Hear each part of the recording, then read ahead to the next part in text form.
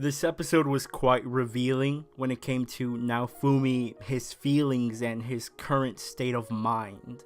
I read an interview with Yusagi Aneko, the author of Rising of the Shield Hero, link in the description if you want to check it out. And in this interview, she describes Naofumi as a broken mirror, somebody who responds to kindness with kindness and with evil to evil. Somebody who, has a couple of rough edges, but at the end of the day, cares for others. Knowing that, it really puts all of Naofumi's actions into perspective. Last episode, both Raphtalia and Fido went out of their way to buy him this hammer, and Naofumi returns the favor by making them both a piece of jewelry with that very same hammer. Naofumi is trying to look at the beauty of the world. He's trying to appreciate the small things that are presented to him by Raphtalia and Fido, while not allowing his much darker, much more rage-inducing reality take over. Naofumi has a whole bunch of conflicting emotions, and that's made clear with this Curse series. You see, this isn't the first time Naofumi has been consumed by hate or rage. The first instance wasn't even when we first got introduced to this Curse series back in episode 4. Naofumi has allowed hate and rage to consume him up until he had his moment with Raphtalia, also in episode 4, which was very similar to their moment this episode. This Curse series doesn't create negative emotions, it takes advantage of them. And what that showed us is that Naofumi still isn't truly over everything that's been done to him, regardless of the people that are here to support him. Naofumi is in a very tricky place. He's different compared to the likes of Motoyasu and Ren in the sense that he isn't causing trouble for other people. It's very much the opposite. The fact that Naofumi sees these characters in this made-up world as people is putting Raphtalia and Fido in situations where they sometimes may have to face great danger. But it's not odd seeing Naofumi do this, because remember, Naofumi is the person out of our 4 heroes who has the least amount of experience with these types of situations or games. Because of that inexperience, this world isn't just a game to him, it's a reality much different to the one he's used to, both in terms of his place in it and the way he's viewed. These people aren't just NPCs, they're people worthy of kindness, and those beliefs are what's allowed him to become the most in touch with this world and its people. So while he may not show it, he cares for the good of the people and deeply cares for Raphtalia and Fido. Though that care for his companions puts him in a far more difficult predicament. Naofumi can defend himself to an extent, but he can't really do anything back.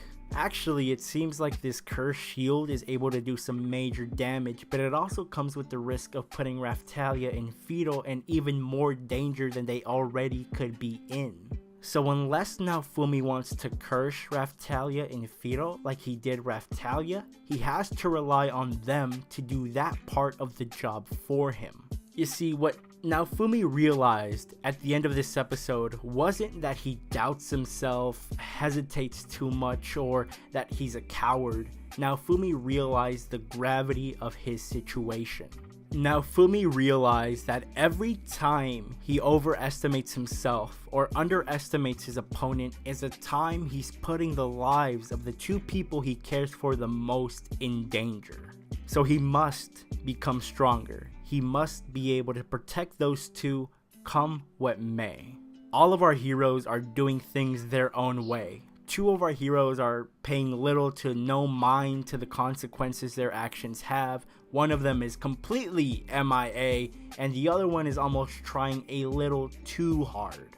Naofumi is playing this anti-hero role perfectly. However, if this episode made one thing clear, it's how against this role he actually is. Naofumi wants to be a hero, yet due to the circumstance he's in, can't claim to be one. Naofumi practically gives himself the job of cleaning up the dragon carcass because as someone who wants to be seen as a hero, that's what he feels like he has to do. That's what his moral compass is telling him to do. Because Naofumi is trying to change the way this country views him, because he wants to go home, he feels like he has to throw himself at every chance he has to do good. And that's not a bad thing per se, but this desire to help others, this desire to clean up his name, this, some may call it recklessness, could put our trio in some dire situations in the future.